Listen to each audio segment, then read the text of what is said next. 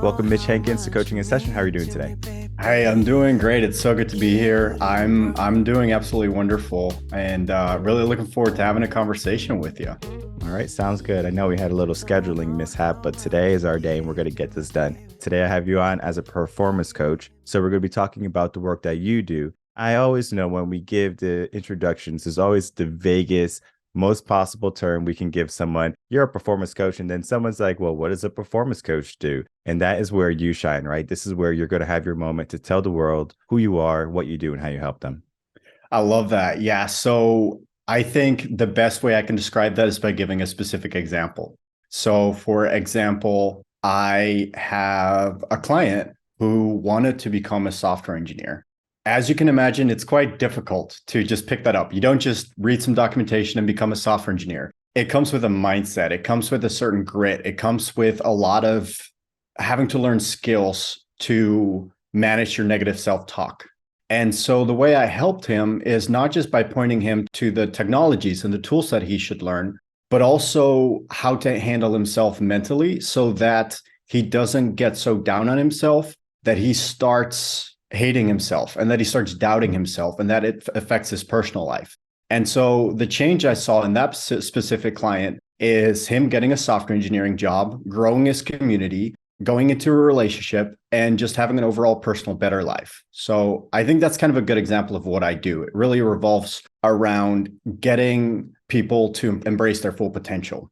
Why do you believe that people have this low self-esteem about themselves where they are trying to go for something in their life and maybe they have all these self-doubts, they have all of these obstacles that they give themselves like, oh no, this is too hard, I can't do it. They look at the negative side rather than the positive side. I think that's rooted in two reasons. The most deeply rooted issue is how our brains operate, which is that we do more to move away from pain than we do to move towards pleasure. And so if we let our brains be lazy, because that's what it wants to do, it wants to conserve energy, it will move towards fear and it will attempt to get us to stay away from whatever we fear, even though if we conquer that fear, the payoff may be better.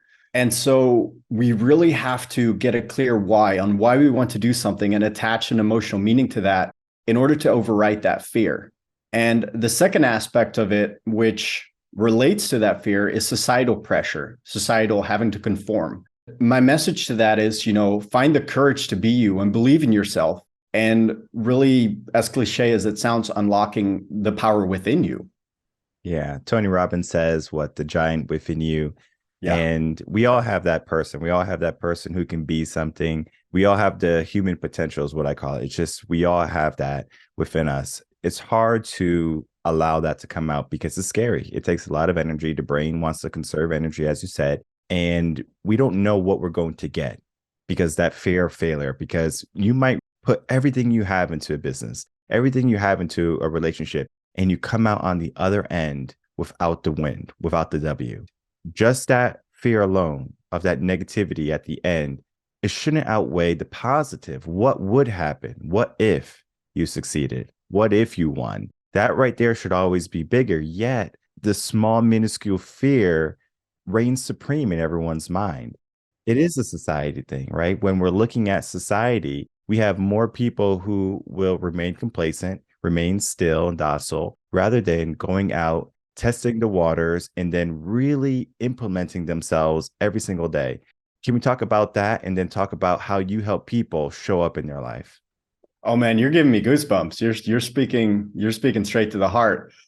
My answer to that would be we have this concept of self-improvement as becoming more, adding more.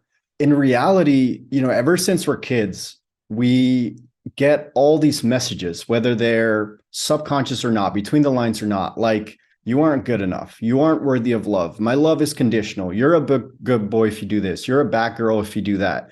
And so we learn to build up all these layers around us.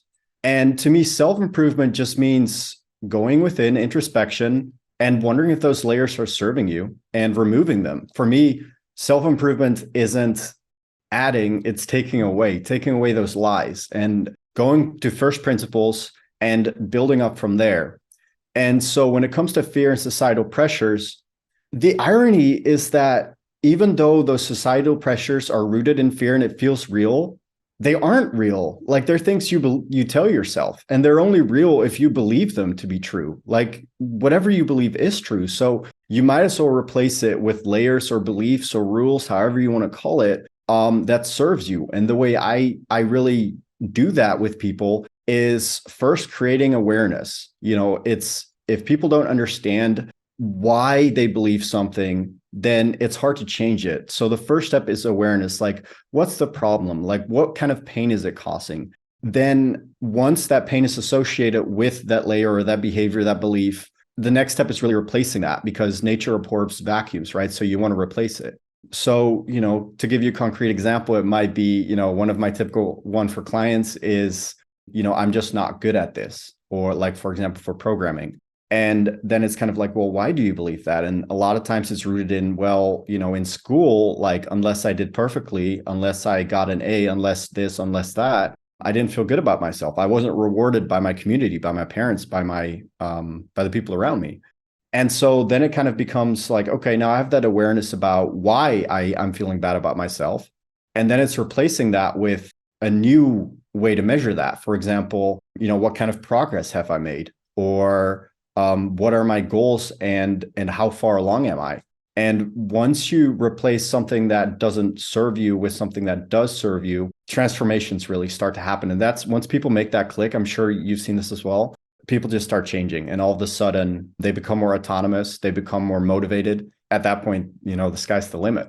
Yeah, I love the idea about just removing the layers, because we give ourselves negative layers, right? We are victims because of our circumstances. So, something that might happen when you're younger, maybe you have abusive parents, unloving parents, maybe there was some substance abuse, alcohol, and you see that as an opportunity to say, well, my dad was alcoholic, he didn't love me, I can't be loved. That layer right there is not helping you, right? Yes, it was your circumstance, it was your life growing up, that was your past, but that does not have to mean that's your present. And it doesn't mean that has to be your future. So many people get stuck in the past and they're like, okay, well, I'm just living in the past, when the present is waiting for you and the future is just right around the corner. And we always say we're going to do it later. We're always going to do it tomorrow. We're going to do it next year, right? We get that mentality of we have that time. We should take some time to really understand what we grew up with, right?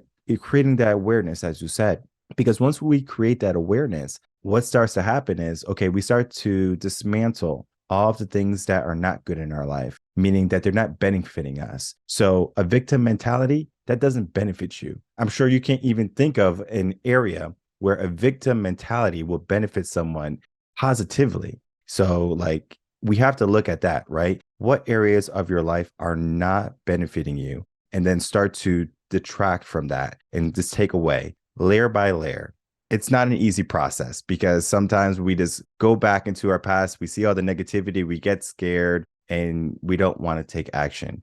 How do you encourage people to go into their, I guess you can say, dirty basket of laundry, go into that dark corner where they've been throwing all their garbage and all of their problems, and start to clean the slate and create a new area that's going to be able to launch them to the people that they're supposed to be, rather than the people that they are because they feel stuck or bogged down by all the negativities and weights that they have given themselves?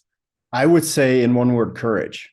And to segue into that, like to add to your point, a lot of what you're just saying, I think, comes down to ownership. I practice radical honesty. That comes partially from my heritage. I'm Dutch. I grew up in the Netherlands. We're very direct, like Germans. We say what we mean and we do what we say.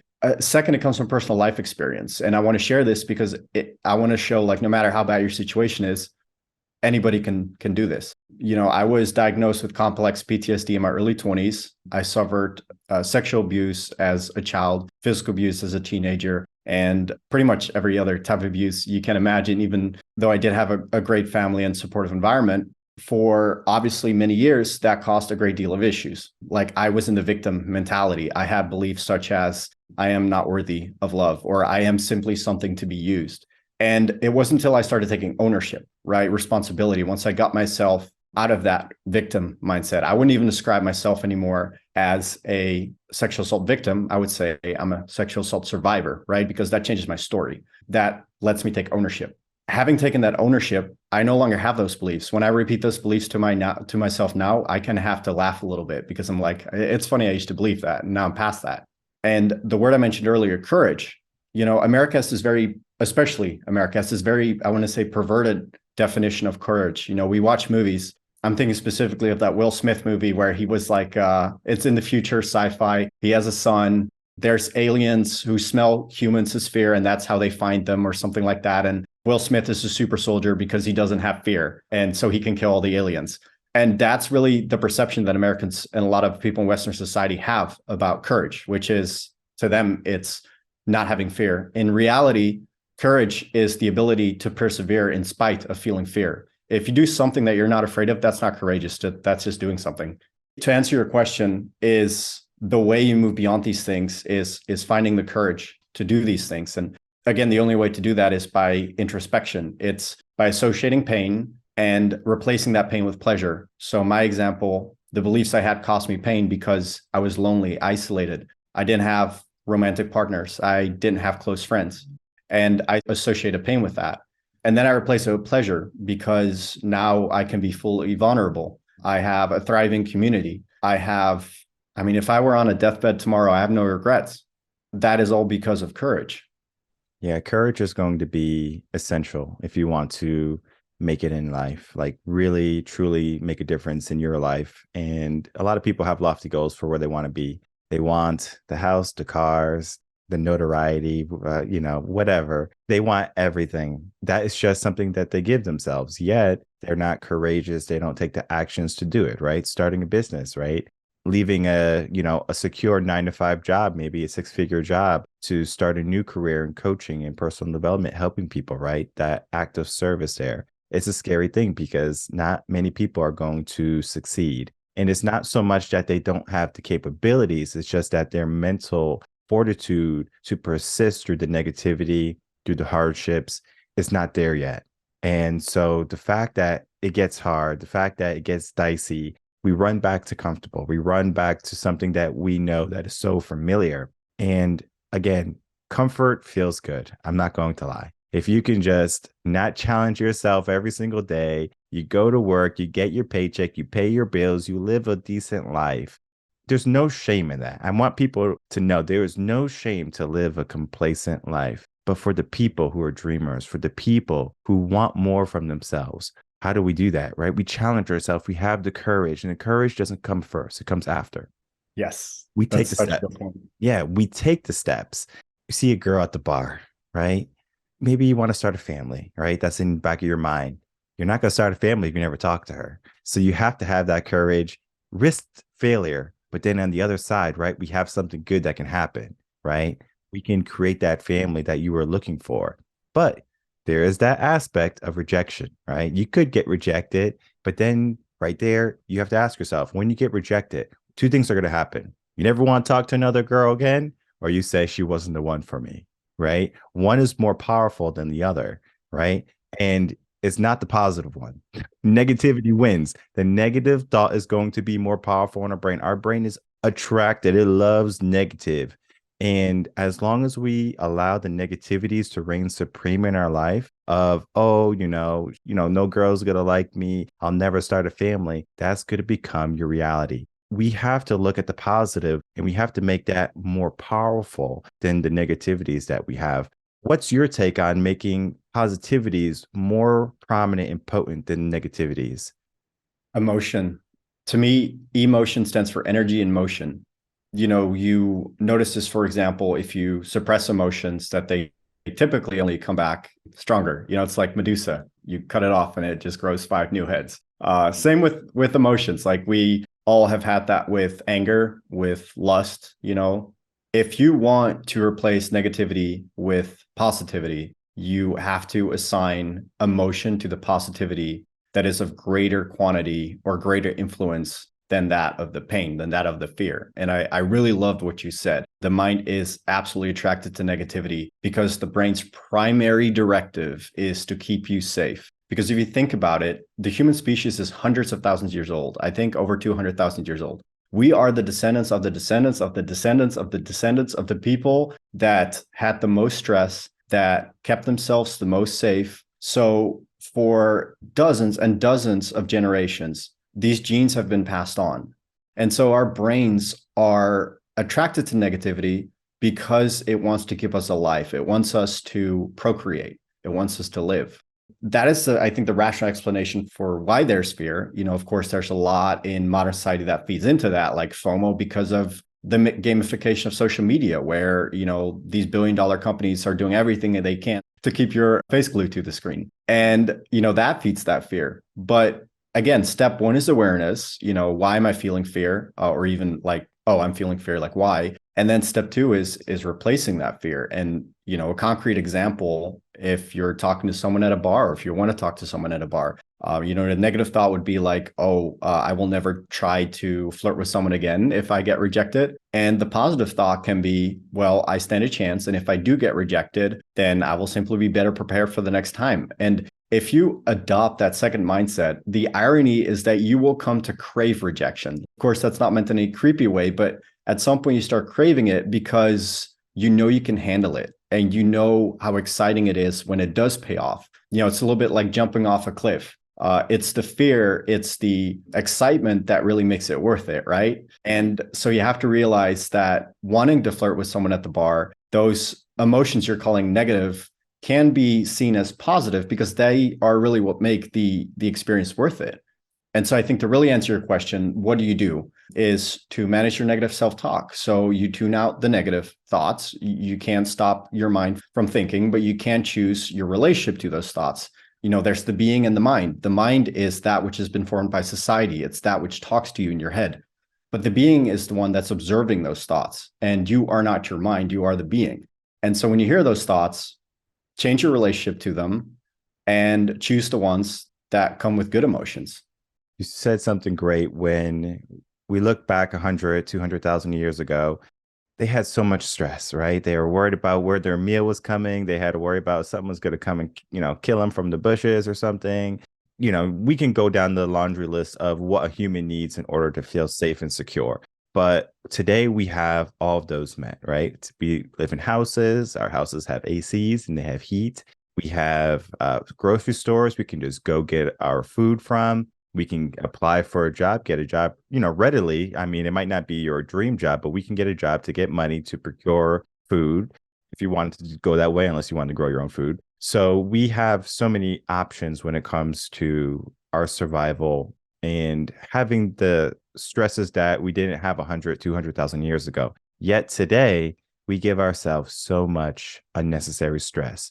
Oh, I got a new notification. I got to answer it. Oh, they didn't like my picture. Oh, this outfit I wore 2 times already. I can't wear it again. I got to buy another outfit. Oh, I have 1 generation older of the iPhone. Oh, like people at school don't like me because I'm too tall or my hair is too curly. I mean, there's just so much that we give Yes. ourselves. Yes. We have went from having stress for survival to having stress to be relevant. There's an issue there because we have all the basic needs met for what we need in order to survive. Yet our brain has just said, well, let's give us more problems. How can we start to rewire our brain to not start to look at all the worldly issues, societal issues that keep us in that negative wavelength of, I have all the stress, I have all these problems, woe me, my life is this, because it stops us from what you do, right? Your performance coach, helping people perform. If we have that negativity there, it's not going to help us perform to our maximum capabilities. Yeah. No, I love that. I love that view. I love that question. My answer would be, in a short sentence, get back to basics. And to kind of elucidate the point there, I would like the listener to follow me on this analogy. Like, imagine a car, for example. And the basic necessities that you mentioned are the engine. You can't go anywhere without it. The wheels, you can't go anywhere without that. And the extras that we have nowadays are for example, the air conditioning or the seat warmers to keep your butt warm. Things like social media, all these different things. Whereas the engine may be, well, let's say a family, a tribe, someone to make you feel like your life matters. The problem in society, and a big part of rewiring your brain is realizing that we're getting distracted by flashy things. We are looking to get the car with the nicest butt warmer, with the most powerful AC, with a Bluetooth radio, but we're focusing on things that are temporary, that are fleeting, that are inconsequential. Like it might feel good in the moment to get like dozens, hundreds, thousands of likes on a post, but you're not going to remember that on your deathbed. So while I would agree that we do have the essentials nowadays, I would add to that that we're neglecting those. So yes, we have the engine, but we're not changing the oil. Like, yes, we have the wheels, but we're not checking the tire pressure. And, excuse me if I'm beating this analogy to death, but my point is really that we're neglecting the basics. And that's why I have to get back to the basics. And the basics are things like character, and core values, like we live in a society of personality, of like, what do I have? What do I look like? What clothes do I wear? We need to get back to a culture of character. It's how do I show up to the world? What kind of effect do I have on people? Purpose is another big part. My purpose in life is to build community so that we stand strong together, because I believe that's what people are meant to do. That's why we're on this earth, to help each other out. Having a character and purpose are basics. And another big foundational pillar is community, whether that's at work or family or close friends. And I define community as somewhere where you have shared interest and there's vulnerability. Like you can have a work community or like, a wife, husband, boyfriend, girlfriend, whatever. But if you can't be fully vulnerable with them, then you're never going to feel authentically connected. And that pillar is missing, and then if the foundation isn't there, the whole building's coming down. So my long-winded answer summarized is get back to basics, such as purpose, belonging, your own character, refine those, and everything else will fall into place. Yeah, community is big because we came from community, where we forget that we need community. We need people in order to survive. When you go to the grocery store, you didn't grow those tomatoes, you didn't pick those apples, you didn't milk that cow, but yet you're able to get those goods, right? That was someone who did that for you, right? That's a person in the world community. And we need to know that even though today, right, we don't necessarily see that where we're going to the farmer, getting the eggs, getting the milk, getting the fruits and the vegetables. We don't have that where we're going to the person who's growing it and seeing it. We just see the middleman, the grocery store. The community has to be there. Yet in our mind today, we live in a very individualistic type of society. And that's our mentality. I got to do it alone. I got to go by myself. And I love the analogy with the car, right? How I broke it down was the core components to functionality, right? What do you need to function? And a car needs an engine, it needs wheels, it needs the frame, it needs a steering wheel so you know where you're going. And what a coach is to that is that steering wheel, right? Helping you get into the direction that you want to be. And it's so difficult for people sometimes to say, well, I got the engine, I got the car, like I got the core components, but yet you don't have a direction. You don't have the roadmap. So maybe you're driving around aimlessly thinking you're making progress, but you're not. People, they get this notion in their head. I want to do it by myself, that individual mentality. If you want to go fast, go alone. If you want to go far, go together, right? That saying right there, right? It's been I've been saying it probably for the past like 2 months on the podcast. Me too. Yeah. Because this is so true. Our world today is shifting, right? And we have to be aware of that shift, what's happening right now. Do we go alone or do we go together? And you can go so much further when you go with people. You need people, you need a coach, you need a mentor, you need someone who's going to be there to guide you, hold your feet to the flames, and challenge you every single day. Because sometimes, again, we get into that complacent zone. We get into that nonchalant way of being where we don't want to push ourselves, where we don't want to be courageous, where we don't want to go after fear. And so we stay stuck. And I know the work that you do, Mitch, helping people be more than what they are, holding them accountable is essential because they have, again, that human potential. They have so much within them, right? They can unlock that power, that giant within them, but they need someone, they need a guide, they need someone who is going to be that person that lights that flame finally. And as we begin to wrap up, I wanted to get some final words from you and to tell the audience where they can find you. I think I really noticed that from personal experience. I am where I am today, partially because of therapy and definitely coaching. Like coaching has been, being coached has been, I would say, the biggest impact in my life. I've had dozens of coaches. I've had emotion coaches. I have had work coaches. I've had productivity coaches. I've had performance coaches. I've had reading coaches. I've had language coaches. I've had everything. I even have a coach who teaches me functional body movements. It's like physical therapy on steroids, essentially, which is changing my life. You probably see me shifting the whole time as we're talking. It's because I'm like, oh, I have to connect this and this muscle to that and that. And, coaching, if you're receptive to it, if you trust the person, will create the biggest change in your life possible. And it's all because of what you already said. So I won't repeat that. The best way for people to find me is either on social media or on my website. My website is just thedebuglife.com. Debug Life is chosen because as a software engineer, debugging code means getting the errors out of it. So debugging life, getting the errors out of life. The debuglife.com has like my blogs. Then I'm also active on TikTok and Instagram, where I share personal stories, personal wins, personal setbacks, a lot about my dogs because they're hilarious. And that's the best way to find me. All right, perfect. Definitely. I'll put those links in the description box below so people can easily find you, follow you, check out your dogs, and to really begin to get their life back on track. Because the process to changing your life begins with someone who's going to be there in your corner. And Yes. you want someone who's going to be there with you every single step of the way. You want to find someone who you trust with everything, your most intimate feelings, and you have to be able to open up. And we live in a very closed society today where my emotions are my emotions, they're not for someone else. And I encourage you to find someone who you could trust, someone where you can feel belonging to, and then you create that bond with that person, because then you're going to find that you can cultivate any type of relationship, any type of reality once you do that. And it's so important that you do it today. I want to thank you so much, Mitch, for coming on Coaching in Session. Great conversation. Thank you so much. It was a great time.